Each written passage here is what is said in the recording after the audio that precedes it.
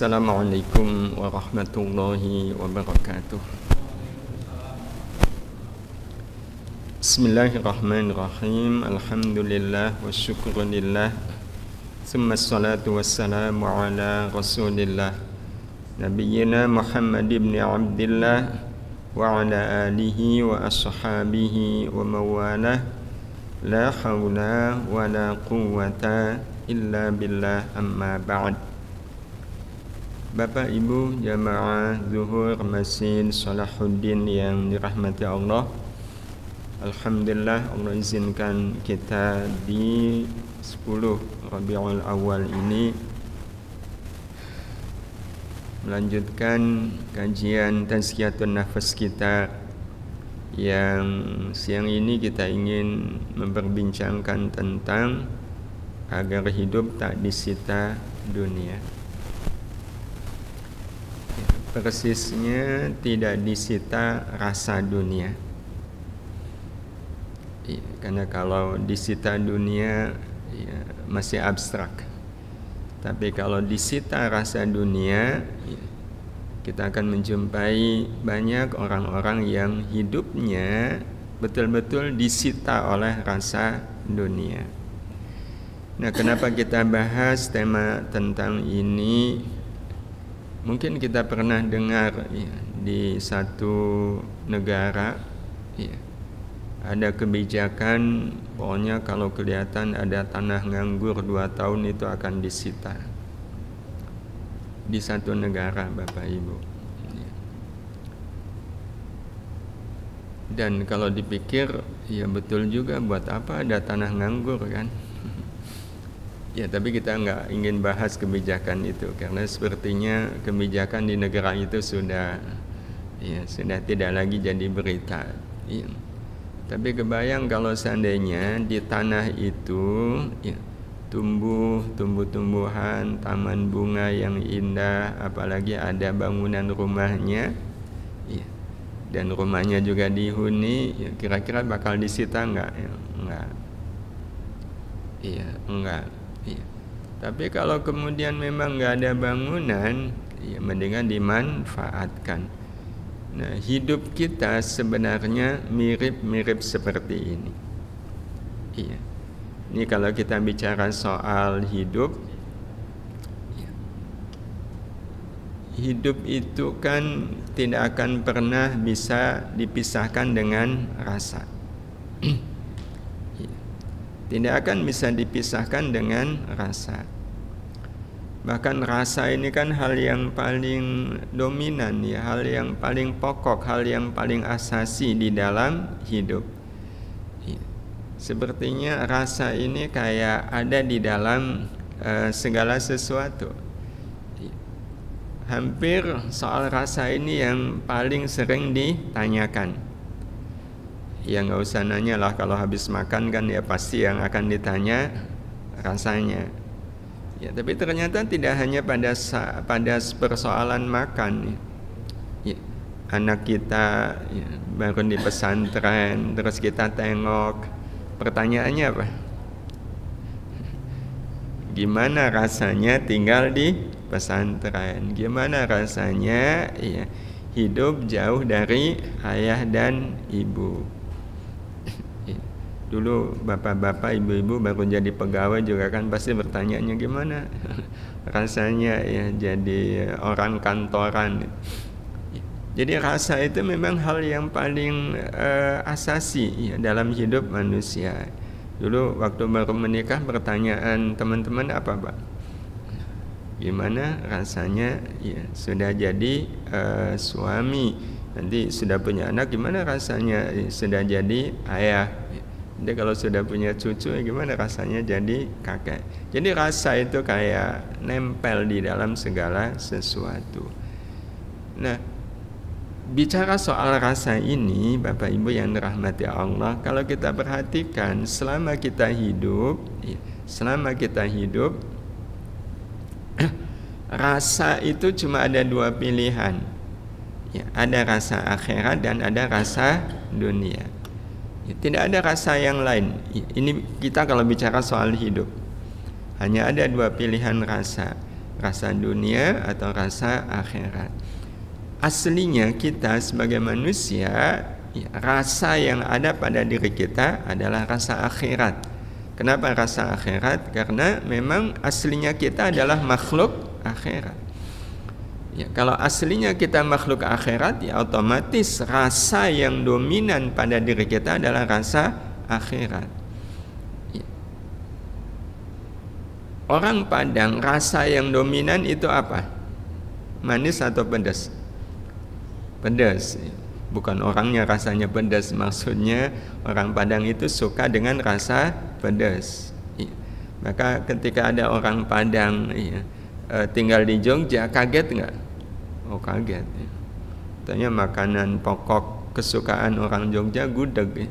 Begitu orang Padang makan gudeg itu rasanya makan lauk atau makan kolak.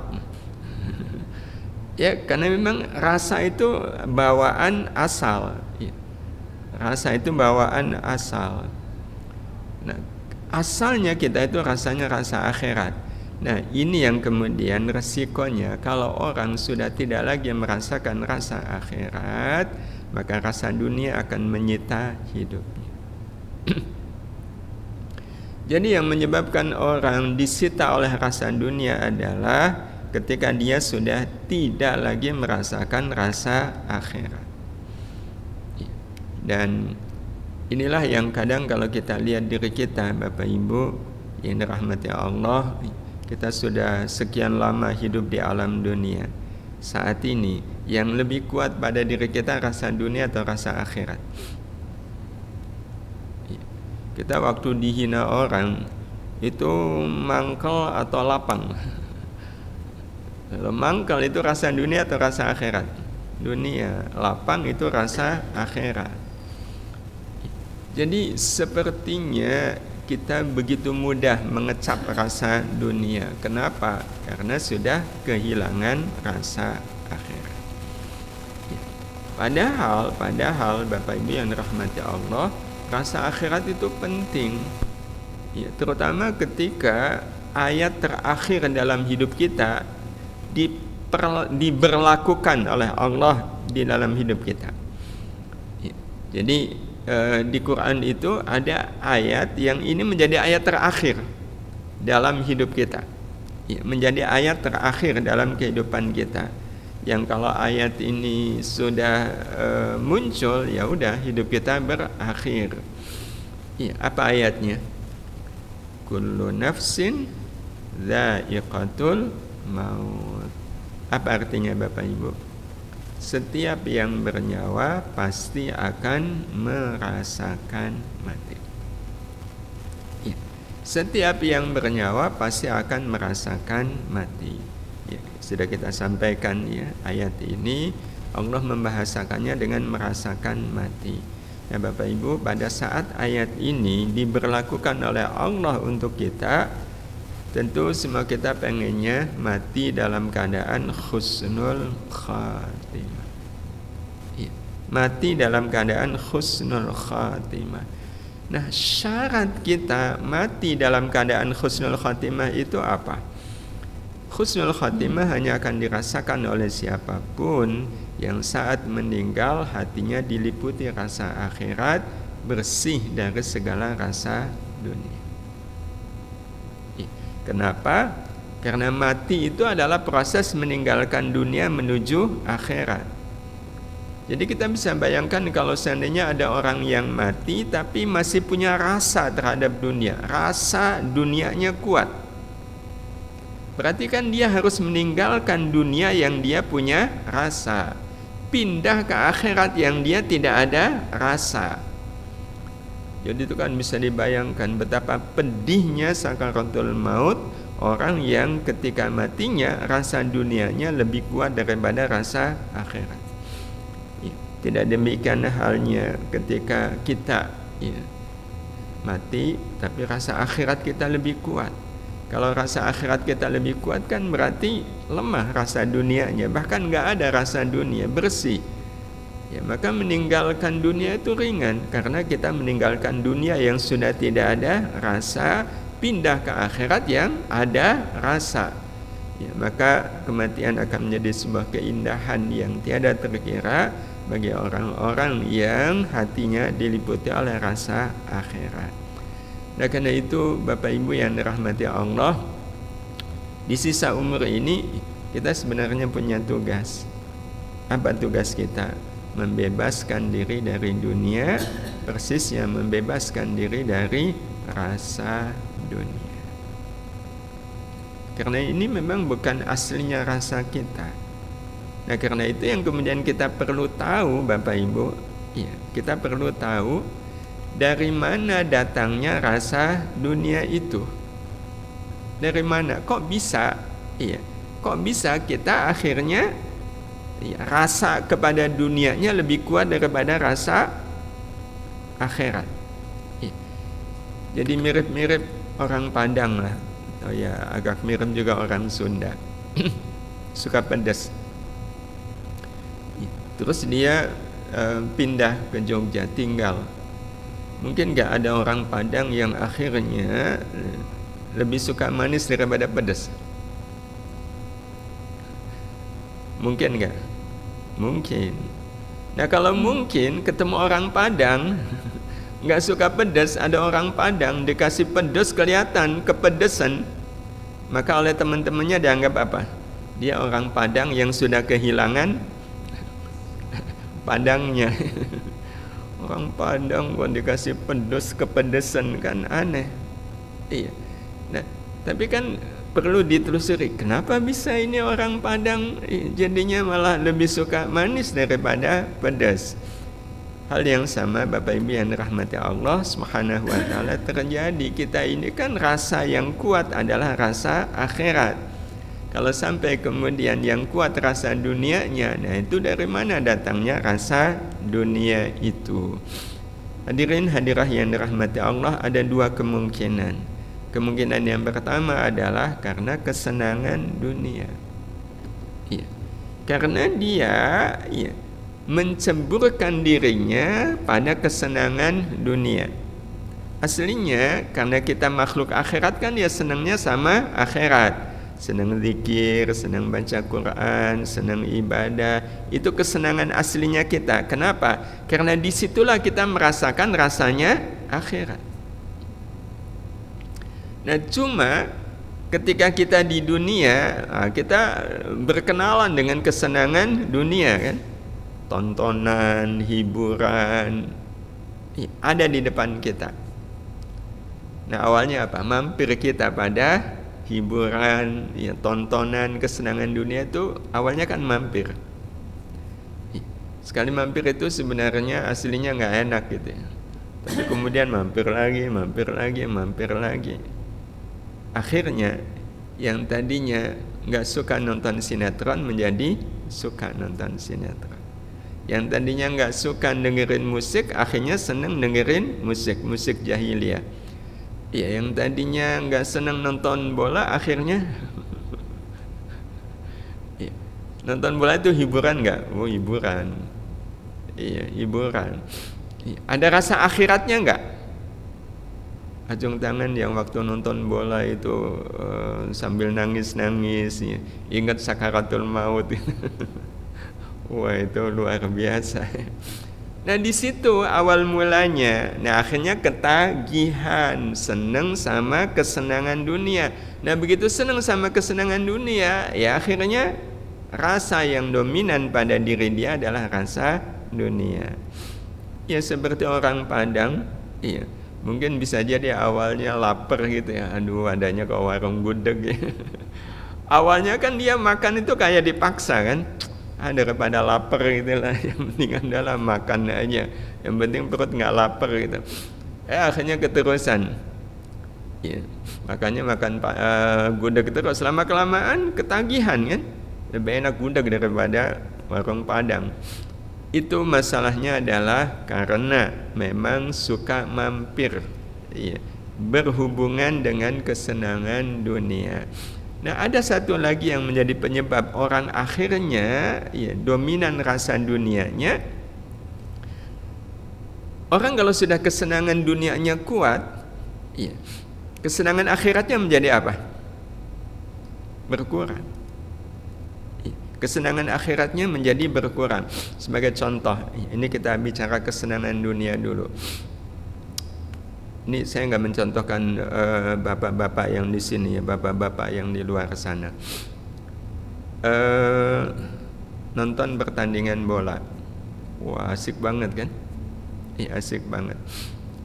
Nah terus ada jeda istirahat.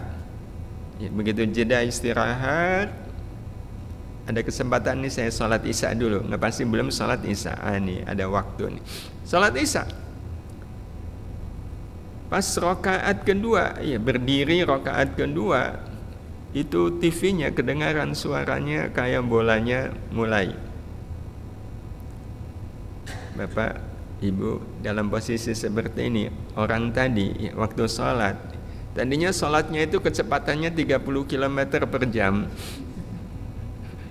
Begitu dengar bolanya mulai lagi, itu sholatnya kecepatannya stabil atau ditambah? Tambah berapa kilometer per jam? 90 km per jam, melesat. Nah, itu tanda apa? Dia sudah merasakan nikmatnya rasa dunia di dalam kesenangan dunia. Dia sudah tidak lagi merasakan nikmatnya rasa akhirat di dalam sholat, kalah oleh rasa dunia. Nah satu lagi, rasa dunia itu timbul karena Bapak Ibu amal baik rasa dunia. Amal baik rasa dunia. Jadi amal baik tapi rasanya rasa dunia. Kalau amal buruk, wah itu sudah tidak perlu kita bahas ya. Amal buruk itu pasti akan menjadi racun bagi hidup. Iya. Jadi orang kalau sudah berbuat dosa ya udah, iya, nggak usah ditanya ini rasanya rasa dunia atau rasa akhirat. Yang jelas nggak akan mungkin rasa akhirat. Tapi ini dia melakukan amal baik, tapi kok rasanya rasa dunia. Iya. Apa contohnya? Ya sholat imam bacanya panjang, mangkel gitu. Itu rasa apa mangkel? Dunia. Nah sholat yang rasanya mangkel itu justru memperkuat rasa dunia. Dan itu kadang berhubungan dengan soal kesenangan dunia. Nah hadirin hadirah yang dirahmati Allah, mari kita lihat. Orang kalau sudah merasakan kesenangan dunia, sebenarnya kesenangan dunia itu tipuan. Dia sudah tertipu. Nah akibat tertipu, senang dengan segala yang bersifat duniawi dan tidak suka dengan segala yang bersifat ukhrawi. Dan ini menjadi musibah. Orang kalau lebih senang nonton hiburan daripada baca Quran, orang lebih suka nonton tontonan daripada sholat, itu sudah musibah. Itu berarti rasa dunianya sudah amat sangat mengakar kuat. Nah kalau amal baik rasa dunia itu sama dengan apa? Itu salah makan, itu salah obat. Obat kan maunya mengobati, tapi kalau salah obat bukannya mengobati tapi menambah sakit. Nah orang kalau melakukan amal baik tapi rasanya rasa dunia, Bapak Ibu, rasa dunia itu justru akan menguatkan nafsu, melemahkan jiwa. Iya, menguatkan nafsu, melemahkan jiwa. Nah karena itu tidak ada cara bagi kita kalau kita ingin mempertahankan rasa akhirat. Apa yang harus kita lakukan? Jangan sampai tertipu oleh kesenangan dunia. Sebenarnya Bapak Ibu, orang sampai tertipu terhadap kesenangan dunia itu karena saking apanya? Senang dengan kesenangan dunia, padahal kesenangan dunia itu menipu. Itu kira-kira saking apanya Bapak Ibu? Ini kalau Bapak Ibu, ini rumah kita, halamannya ada taman, pintunya kebuka, tiba-tiba datang tamu. Ini kalau lihat wajahnya, menarik nggak? Menarik, kelihatan sopan, ya, kelihatan orang baik. Tapi memang lihat penampilannya menarik. Tapi kita tahu, kita kenal dia itu penipu.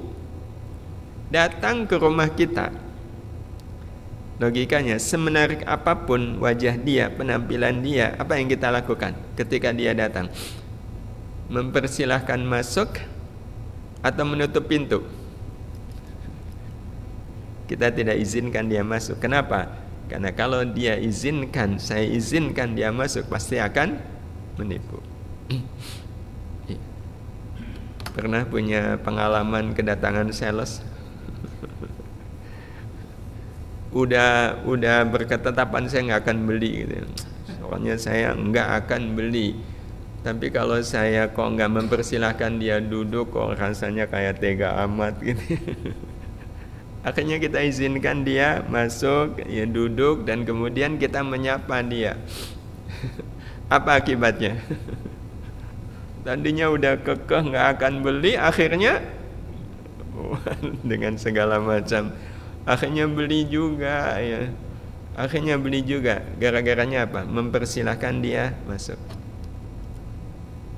Maka Bapak Ibu, ini pertanyaan kita. Sudahkah kita menutup rapat-rapat pintu kita dari sang penipu kehidupan? Siapa? Kesenangan dunia. Emang kesenangan dunia menipu? Iya. Siapa yang mengatakan? Allah sendiri yang menciptakan kesenangan dunia itu. Wa mal hayatud dunya illa mata'ul ghurur. Dan tiadalah kehidupan dunia itu kecuali kesenangan yang menipu. Kesenangan yang menipu. Jadi semuanya nanti akan kembali kepada kita. Sejauh mana kita tegas menutup diri kita dari segala kesenangan dunia.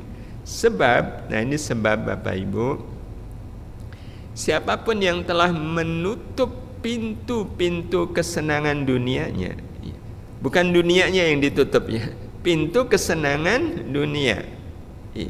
Jadi ya tetap kita harus nyari uang, karena uang itu kan dunia. Tapi yang kita tutup adalah bersenang-senang dengan uang itu. Pengen beli baju lagi, tutup. Pengen ganti kursi tamu, tutup. Pokoknya apapun yang menyenangkan kita tutup, tegas kita. Maka ini yang nanti akan terjadi. Allah akan bukakan untuknya pintu kemudahan untuk beribadah dan beramal salih. Terbuka pintu kemudahan untuk beribadah dan beramal salih.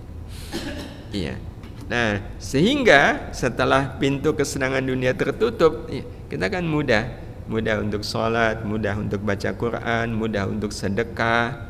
Ya, sedekah itu karena kita sudah menutup pintu kesenangan dunia dari uang yang kita miliki. Apain uang dipakai buat belanja, buat shopping, buat senang-senang, buat disimpan, mendingan dipakai buat akhirat. Nah, jadi akan muncul amal sedekah. Nah, setelah muncul amal, nah ini Bapak Ibu yang dirahmati Allah Subhanahu wa taala, bicara soal amal seperti makanan. Makanan itu kan yang penting rasanya. Maka amal juga yang penting adalah rasanya. Nah, kalau rasa makanan itu dipengaruhi oleh siapa yang masak dan bumbu. Tapi kalau amal rasanya itu sangat bergantung kita melakukannya dengan sabar atau dengan tanpa kesabaran. Orang yang melakukan amal dengan sabar pasti dia akan merasakan rasa akhirat di dalam amal itu. Akan merasakan rasa akhirat di dalam amal itu. Itu kalau orang sabar. Kalau orang sabar akan ada rasa akhirat. Nah, kalau muncul rasa akhirat, pasti rasa yang muncul adalah senang dengan amal tersebut. Bapak Ibu, pernah nggak kita mendengar ada orang bilang begini, wah, alhamdulillah, senang sekali saya hari ini. Apa Pak yang membuat senang? Tadi saya berbuat baik ke orang. Saya berbuat baik ke orang. Tapi orang yang saya baiki itu mencela saya, mencaci maki saya. Saya senang sekali dicaci maki oleh dia ketika saya udah berbuat baik kepada dia. Pernah nggak melihat ada orang seperti ini Bapak Ibu? Itu berarti yang dia rasakan dengan amal itu rasa apa? Akhirat. Dan beliau bisa seperti itu karena apa? Sabar berbuat baik kepada orang yang tidak baik kepada beliau. Nah, tapi kalau udah nggak sabar, ya udah amal itu pasti rasanya rasa dunia. Yang menyebabkan kita mangkal karena imam bacaannya panjang itu kan karena kita nggak sabar. Kita nggak sabar di dalam sholat, makanya mangkal. Mangkal kan rasa dunia. Iya. Tapi saya seneng kok ketika sholat. Senengnya kapan? Ketika imam baca qul ya kulhu kan. Kalau imam baca qul ya kulhu, kita seneng nggak? Seneng. Itu seneng dunia atau seneng akhirat? Oh, dunia. Loh, kalau seneng dunia terus Rasul kan pakai qul ya kulhu.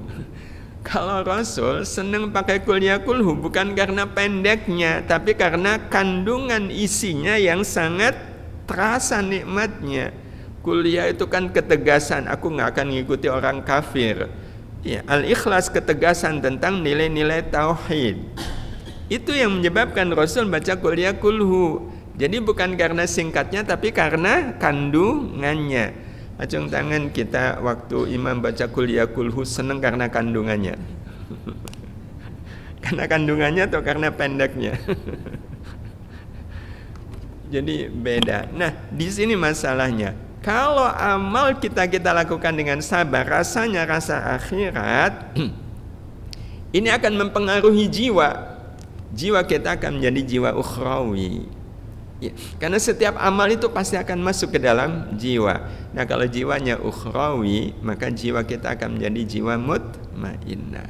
Tapi kalau orang beramal baik, rasanya dunia, maka amal itu akan masuk ke dalam jiwa enggak? Semua amal itu pasti akan masuk ke dalam jiwa. Semua amal, mau rasa akhirat, mau rasa dunia, amal itu pasti akan masuk ke dalam jiwa. Nah, kalau amal yang masuk ke dalam jiwa itu rasanya rasa dunia, otomatis jiwanya jadi jiwa apa? Jiwa duniawi. Nah, kalau jiwa duniawi, akhirnya berubahlah jiwa duniawi itu menjadi nafsu ammarah. Jadi ternyata rasa di dalam amal itu akan mempengaruhi keadaan jiwa. Nah, orang kalau jiwanya duniawi, ya udah rasanya rasa dunia kan. Nafsunya juga nafsu ammarah. Ya, sebagai penutup untuk lebih menguatkan kita, Bapak Ibu, kalau kita makan sate, makan beneran, begitu dikunyah, ditelan, sate itu akan masuk ke mana? Ke lambung. Pasti kan masuk ke lambung. Oleh lambung diapakan? Dicerna. Nah, begitu dicerna, ada yang dikirim ke tulang, ada dikirim ke darah, ya sesuai kan? Protein dikirim ke mana? Iya. Kalorinya dikirim ke mana? Itu kan pusatnya di lambung. Itu kalau yang dimakan adalah sate. Manfaat nggak bagi tubuh? Manfaat. Saya bayangkan kalau seandainya ada orang makan batu, yang dia makan batu, ditelan, masuk ke lambung nggak? Ya pasti masuk ke lambung, dimakan. Begitu masuk ke lambung akan jadi apa bagi lambung? Jadi masalah. Udah nggak ada kalorinya, nggak ada vitaminnya. Wah, itu rusak itu lambung. Ya, karena harus mencerna batu. Maka demikian pula halnya dengan pengaruh rasa di dalam beramal baik. Jadi kalau amal baik itu dengan rasa dunia, itu kan masuk ke dalam jiwa. Nah, masuk ke dalam jiwa, dicerna oleh jiwa kan. Wah, beratnya bukan main itu. Jiwa nggak mampu mencerna amal baik yang rasanya rasa dunia. Ya, maka jiwa itu jadi masalah. Akhirnya ya, rasa dunia ini akan menjadi pembentuk jiwa menjadi nafsu lawamah, bahkan ammarah. Tidak demikian halnya dengan amal baik dengan rasa akhirat. Ya kayak kita makan sate kan. Wah, badan kan jadi seger, badan jadi semangat karena makan yang memang manfaat buat tubuh. Maka demikian pula halnya kalau kita melakukan amal rasanya akhirat, itu akan menjadi pembentuk jiwa atau nafsu mutmainnah. Dan nafsu mutmainnah, ya Bapak Ibu yang dirahmati Allah, adalah nafsu yang membuat kita bahagia dalam kebaikan gelisah, susah dalam keburukan.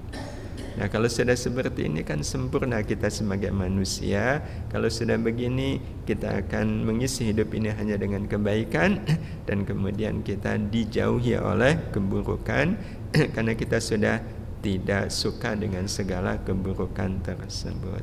Inilah pentingnya Bapak Ibu yang dirahmati Allah, cara kita melepaskan diri dari rasa dunia. Kuncinya nanti ada pada sejauh mana kita sabar dalam beramal. Dan itu yang nanti akan menjadi bahasan kita insya Allah. Bagaimana kita sabar beramal sehingga rasa yang kita rasa adalah akhirat, bukan rasa dunia. Demikian Bapak Ibu, jazakumullah ahsanal jaza. Mohon maaf atas segala khilaf, kita akhiri.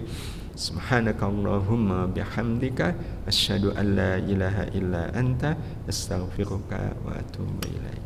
Assalamualaikum warahmatullahi wabarakatuh.